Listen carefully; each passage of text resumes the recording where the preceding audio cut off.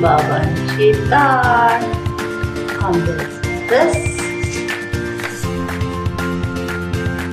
खिचडी आणि साधी पोळी आणि लौकीची भाजी आणि भाजलेला पापड. कांदा तर नाही खायचा कारण पाऊस पडते. आणि थोडासा रस होता याचा, कशाचा, आंब्याचा, लोणच्याचा. लोणच्याच्या बरणीचं झाकण टाईट लावून दिलंय मी, ते निघतच नाही आहे.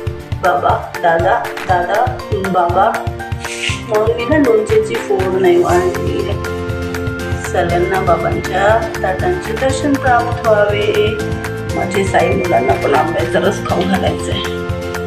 हे देवा, आज हमने क्या हुआ है, हवन कथा पूजन क्या क्या हुआ साईनाथ.